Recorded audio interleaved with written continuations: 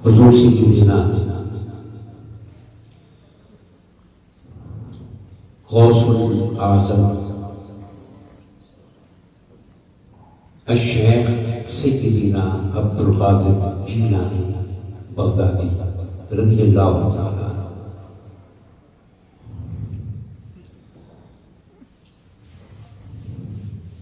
آپ کی شخصیت اور تعلیمات کے حوالے سے بات ہو رہی ہے۔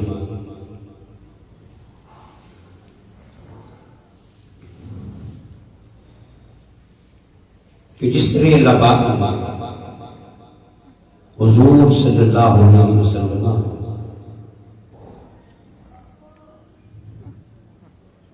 تمام نبیوں کا اور رسولوں کا سردار بنایا اور سربراہ بنایا، اس طرح اللہ پاک نے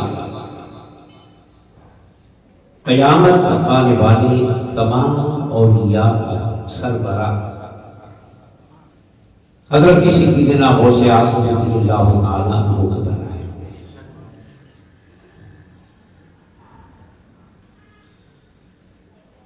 اور آپ نے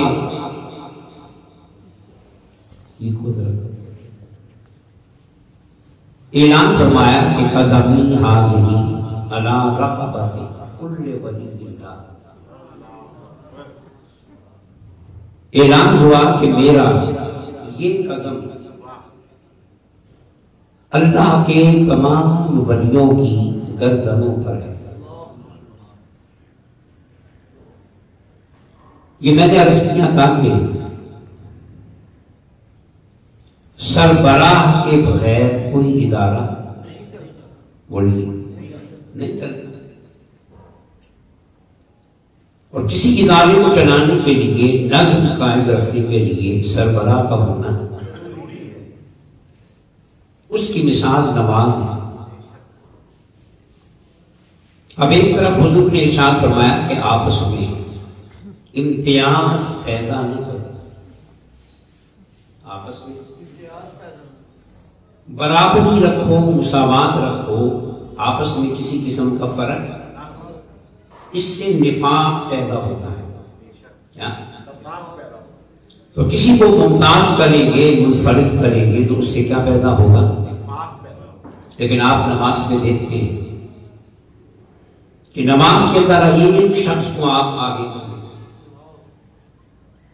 اور باقی سارے اس کے امتیاز تو پیدا ہو گئے۔ جب آپ نے سینکڑوں میں سے، ہزاروں میں سے کسی ایک کو آگے کر دیا اور باقی سارے اس کے، تو امتیاز پیدا نہیں ہوا۔ مگر یہ ضروری ہے، یہ کیا ہے؟ کہ اس کے بغیر جماعت میں نظم نہیں پیدا ہو سکتا۔ وہ ایک شخص آگے ہوگا تو سارے اس کے پیچھے چلیں گے تو پوری جماعت کے عمل میں یکسانیت آئے گی۔ اب ایک شخص کا آگے ہو کے سربراہی کرنا یہ امتیاز نہیں ہے، بلکہ یہ نظم قائم کرنے کی ضرورت ہے، نظم قائم کرنے کی ضرورت ہے۔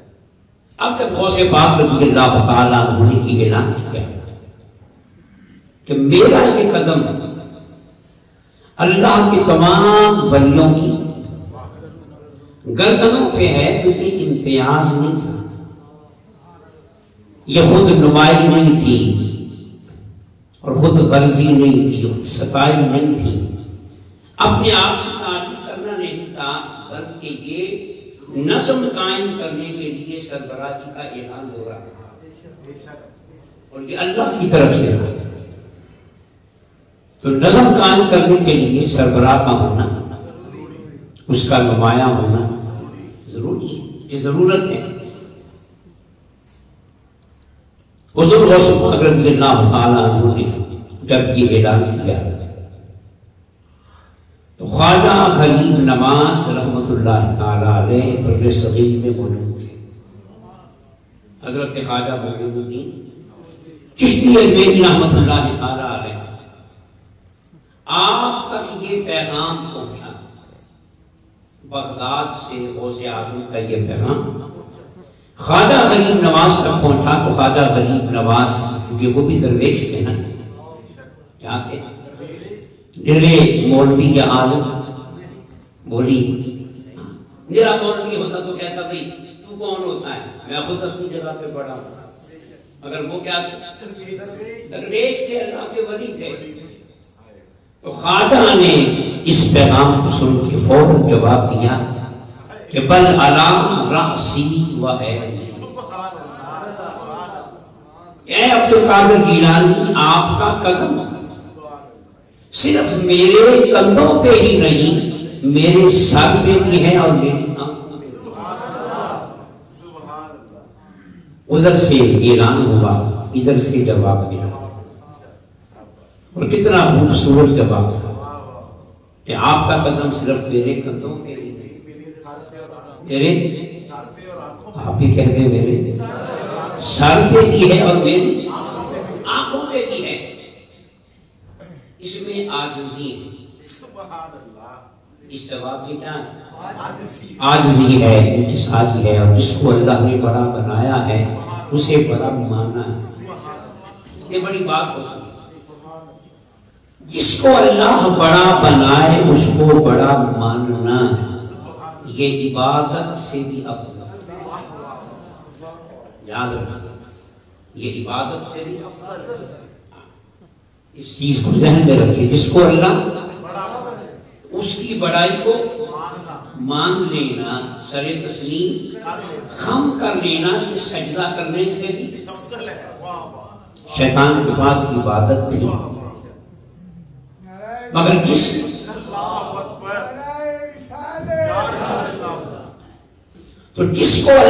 آدم کو اللہ نے بڑا بنایا تھا، بڑا شیطان نے اسے بڑا ماننے سے اس سجدے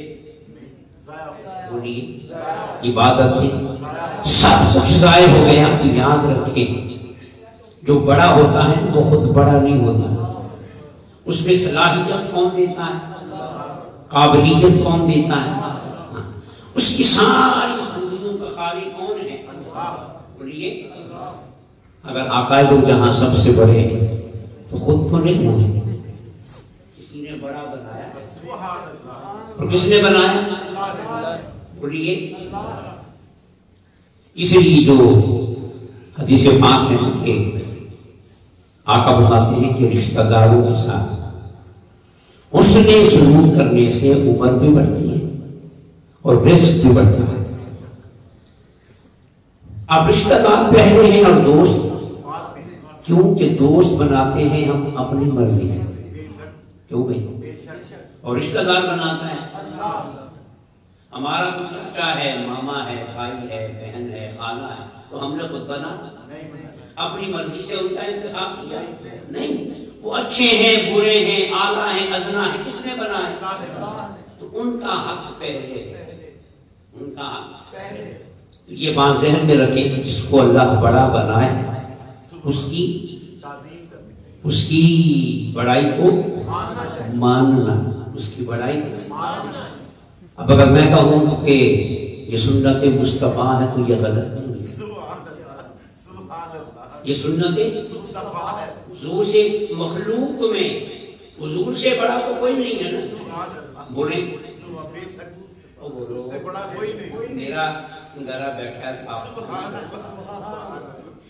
تو کائنات میں، کائنات کی مخلوق میں حضور سے بڑا، مگر پھر وہی بات کہ کبھی حضور شان دکھاتے ہیں اور کبھی حضور نمونہ بنتے ہیں۔ جب حضور شان دکھاتے ہیں نا، کیا سب سے منفرد ہوتا ہے، ایکم مثلی، تم میں میرے جیسا کون ہے، اور جب نمونہ بنتے ہیں تو انا بشر مثلی، وہ نمونہ ہمارے، پھر وہ ہماری سطح پہ آتے ہیں، پھر حضور ہماری سطح پہ آتے ہیں، اور جب شان دکھانی ہوتی ہے نا تو پھر کچھ اور ہی ہوتا ہے۔ تو حضور نے اب بتائیے سیدہ فاطمہ الزہرا رضی اللہ تعالی عنہ، سیدہ حضور کی بیٹی ہے، مرتبے میں حضور سے کم ہے، مگر صلاحیت کتنی بڑی ہے، صلاحیت اور کس نے دی ہے؟ بولیے تو پھر جانتے ہیں نا حضور کا جملہ کہ سیدہ فاطمہ کو بھی حضور نے فرمایا کہ فاطمہ میں تیرے ماں باپ پہ قربان جاؤں، فاطمہ میں تیرے ماں باپ پہ قربان۔ اب یہ کیا ہے کہ جس کو اللہ بڑا بنائے اس کی بڑائی کو ماننا سنت مصطفیٰ اور نہ ماننا یہ شیطنت ہے۔ یاد رکھیے، جھوٹ بولنا شیطنت بولو نا، ہم اس کے کھاتے میں ڈالتے تھے اور شیطان نے کب جھوٹ بولا بتا؟ شرک کرنا شیطنت شیطان نے کیا، تو اس سے بڑا تو شیطان نے کچھ نہیں کیا۔ شیطان کی غلطی صرف یہ تھی کہ جس کو اللہ نے بڑا بنایا اس نے مانا۔ تو یاد رکھیے، کسی بڑے کی بڑائی کو ماننا یہ عبادت سے بھی، عبادت سے بھی۔ تو خواجہ غریب نواز کی بات ہو رہی تھی نا، تو غوث اعظم نے کہا کہ میرا قدم تمام ولیوں کی، تو خواجہ نے کہا کہ اے اللہ کی ولی، تیرا قدم میری سر پہ بھی ہے اور میری، تو پھر نتیجہ پتہ کیا نکلا؟ اب معین الدین بھی تو ہند الولی تھے نا، کو معمولی آدمی نہیں، 99 لاکھ کو کلمہ پڑھانے والا معمولی ہستی۔ انہوں نے کہا کہ اے عبد القادر جیلانی، آپ کا قدم میرے اور میری، یہ جملے اس طرح کے جملے ہوتے ہیں، یہ بڑے مقبول جملے ہوتے ہیں، ان کو یاد کرنا چاہیے اور ان جملوں سے زندگی کے آداب، زندگی کے علم پڑھے آپ کا ادب نہ سیکھے، سلطان بابو نے علم پڑھے آپ کا ادب نہ سیکھے، ای لین علم پڑھ کے۔ ادب کیا ہے؟ کہا کہ آپ کے قدم میرے سر پہ بھی ہیں اور میری آنکھوں پہ بھی ہیں۔ ادھر سے اعلان ہوا، ادھر سے رسپانس ہوا، اور بڑا خوبصورت ہے، بڑا خوبصورت۔ تو پھر جانتے ہو جو میں سمجھتا ہوں کہ خواجہ نے سر جھکا دیا تو گویا پورے خطے نے سر جھکا دیا، پورے۔ تو آپ دیکھتے ہیں کہ بر صغیر میں، پورے بر صغیر میں غوث پاک کی 11ویں پھیل گئی، یہ اس جواب کا سبب ہے۔ غوث پاک کی 11ویں پھیل گئی، بولو اس شوق سے کھاتے ہو نا، کیا پھیل گئی؟ 11ویں۔ اب جب جو عاجزی کرتا ہے، انکساری کرتا ہے، اسے صلہ بھی ملتا ہے، اسے صلہ بھی ملتا ہے۔ خواجہ غریب نواز نے کیا کی؟ عاجزی، کہ آپ کا قدم میرے سر پہ بھی ہے اور میری، تو پھر کیا ہوا؟ 11ویں غوث کی پھیل گئی اور سلسلہ غریب نواز کا پھیل گیا۔ بر صغیر پاک و ہند میں قادری سلسلہ کم ہے اور چشتی زیادہ ہے، یاد رکھیے، چشتی، یہ غوث پاک کا فیض ہے۔ انہوں نے کہا کہ یا غوث، تیرا قدم میرے سر پہ بھی ہے، میری آنکھوں پہ بھی ہے۔ عاجزی قبول ہو گئی، نیاز مندی قبول ہو گئی۔ جس کو اللہ نے بڑا بنایا تھا اسے بڑا مانا، تو پھر ماننے والے کو بھی اللہ نے بڑا بنا۔ تو 11ویں غوث کی پھیل گئی سلسلہ، بولے بولے تو یہ بھی غوث اعظم کا فیض ہے۔ اور ویسے بھی یاد رکھیے، اسلام کی تاریخ کو پڑھیں تو جہاں بھی انقلاب آیا ہے، کیا تو اس کے پیچھے غوث اعظم کا فیض ہی ہے۔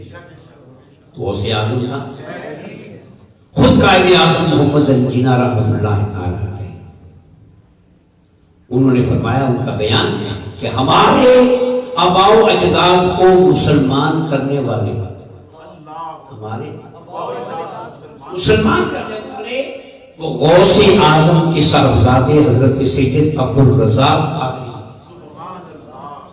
اس کا مطلب یہ ہوا کہ قائد اعظم علیہ السلام کی قادری اسلام کیا ہے؟ یہ پاکستان میں کس کا فیض ہے؟ قادری فیض ہے، بولیے۔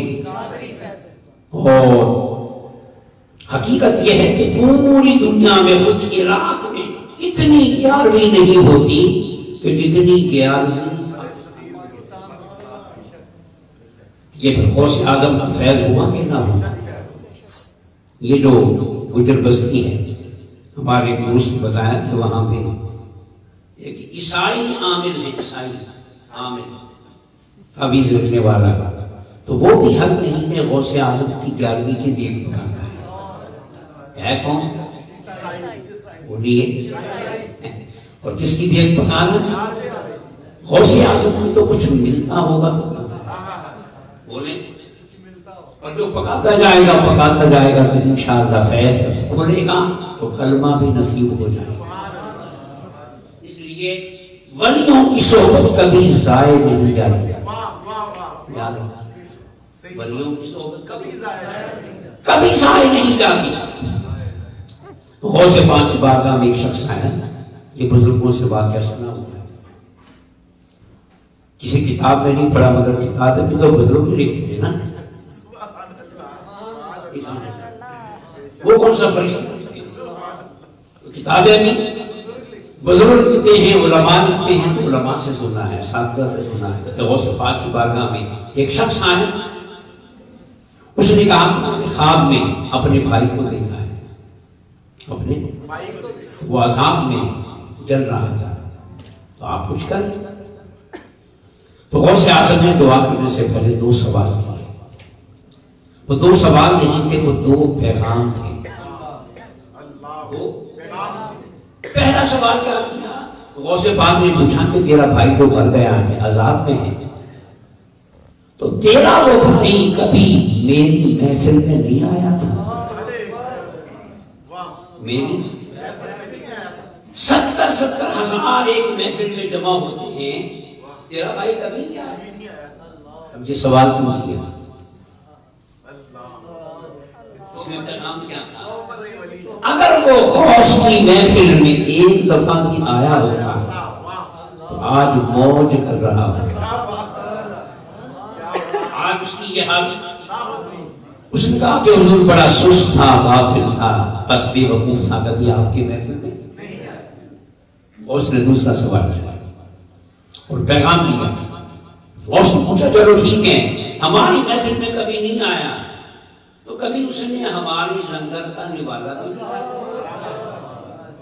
ہماری لنگر کا، اس کا معنی کیا ہے کہ اگر اس کے پیٹ میں غوث کے لنگر کا بولو نوالا گیا ہوتا تو بھی اس کی کیفیت بھی یہ نہ ہوتی، وہ نوالا ہی اس کی تقدیر کو بدل دے گا۔ تو یہ اولیاء کی صحبت کا فیض ہے۔ کیا؟ وہ پیر مہر علی شاہ کا واقعہ ہے کہ آپ کا ایک مرید تھا، تو اس کے پیٹ میں تکلیف ہو گئی، پیٹ خراب ہے، درد ہے، تکلیف ہے، دوائیاں لی حکیموں سے، ڈاکٹروں سے علاج کروائے، آرام۔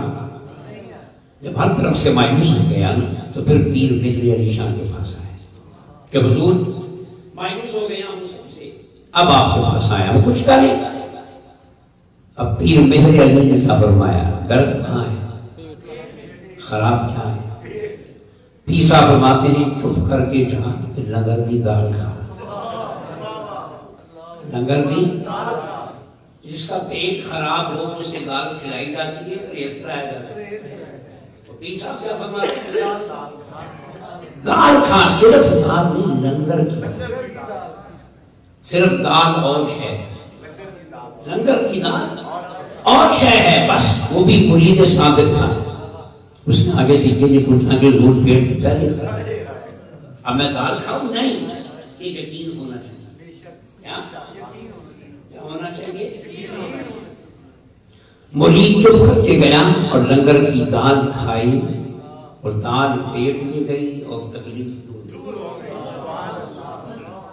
تو ولی کی صحبت، ولی کا لنگر، ولی کا دکان، ولی سے تعلق، ولی کی نسبت جسے مل جائے وہ خوش نصیب ہے۔ وہ کیا ہے؟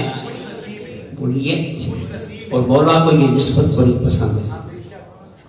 ایک مشہور بات آپ نے سنا ہوا ہے، میں تھوڑی سی توجہ دلاتا ہوں۔ اس واقعے کو حضور نے بیان کیا۔ کس نے؟ بخاری میں یہ واقعہ ہے، اور بیان کرنے والا ہمیں کا ہے، کوئی اور شخص۔ تو کیا فرمایا کہ بنی اسرائیل میں ایک شخص تھا 99 آدمیوں کا، کتنے؟ اب اسے خیال آیا کہ معافی مانگوں، کسی بے وقوف سے پوچھ بیٹھا۔ یہ پوچھنا بھی ہر کسی سے نہیں چاہیے۔ وہ گل سمجھ آئی؟ قرآن کیا کہتا ہے؟ فَاسْأَلُوا أَهْلَ الذِّكْرِ، جب بھی پوچھنا پڑے نا تو میرے علم والوں سے نہیں پوچھنا، ذکر والوں سے پوچھنا، درویشوں سے پوچھنا۔ تو وہ کسی میرے علم والے سے پوچھ بیٹھا کہ بھئی اتنے قتل کیے ہیں، بخشا جا سکتا ہوں؟ اس نے کہا نہیں، ہو ہی نہیں سکتا، اتنا بڑا بدمعاش، اتنا بڑا قاتل، تیری بخشش؟ اس بے وقوف کو اس کا گناہ تو بڑا نظر آیا مگر خدا کی رحمت نظر نہیں آئی۔ تو پھر مولا نے اسے وہی سزا دلوا دی نا، اس نے اس کو بھی کیا کر دیا؟ 100 پورے ہو گئے، سلام علیکم۔ پھر پوچھا کسی ذکر والے سے، جس سے کہ بخشا جا سکتا ہوں، کرم ہو سکتا ہے، بگڑی بن سکتی ہے؟ اس نے کہا کیوں نہیں بن سکتی، سب ہو سکتا ہے۔ اب تو خوش ہو گیا، اب کہا جلدی سے بتاؤ کیسے ہو سکتا ہے؟ اس نے کہا اتنے نہیں ہونا، وہ ایک بستی ہے اللہ کے ولیوں کی۔ تو کیا حضور نے خود نہیں بتایا کہ خدا ہر جگہ؟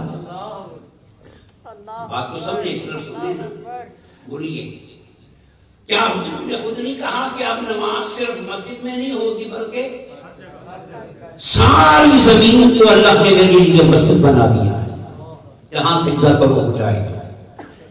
مگر حضور بیان کر رہے ہیں، اب ہمیں پچھلے سے غرض نہیں، آمنہ کی لات سے۔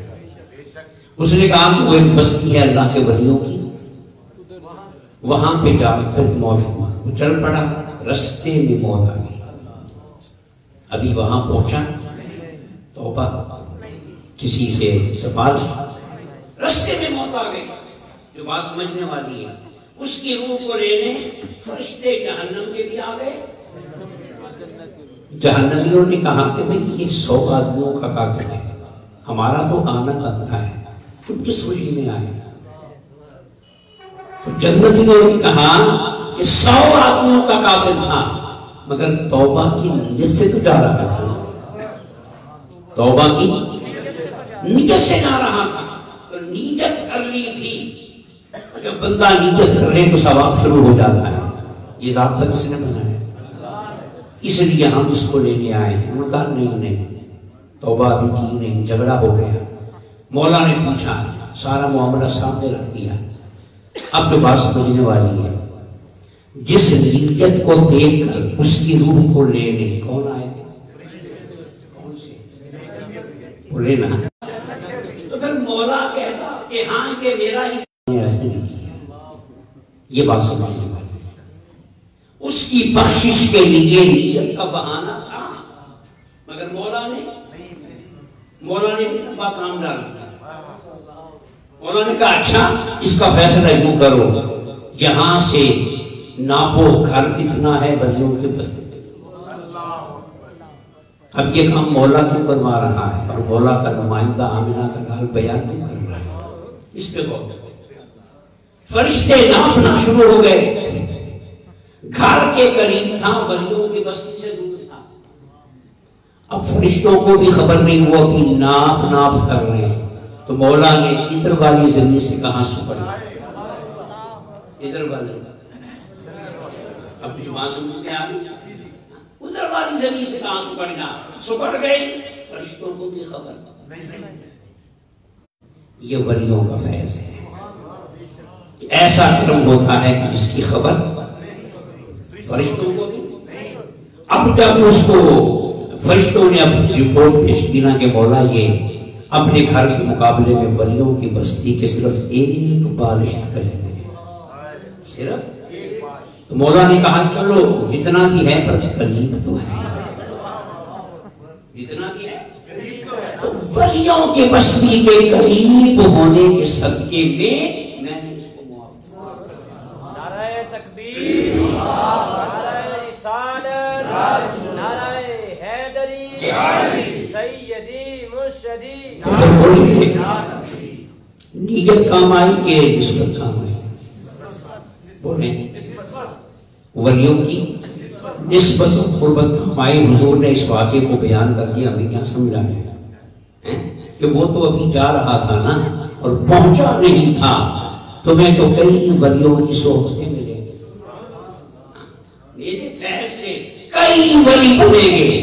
تو صرف بستیوں کے قریب نہ جانا، ان کے قدموں میں بیٹھنا، ان کی صحبتوں میں بیٹھنا، ان کا دیدار کرنا، ان کی نسبت کو پکا کرنا. تو بس جو تمہارے مقدر میں نہیں ہوگا نا وہ مل جائے. یہ ولی کی صحبت کا فیض ہے. اکیلے عمل کرو گے تو مولا نیت دکھے گا. کیوں بھائی؟ کیا دکھے گا؟ اور کسی کی صحبت میں بیٹھو گے نا پھر مولا صحبت دکھے گا. پھر نیت نہیں بھی ہوگی.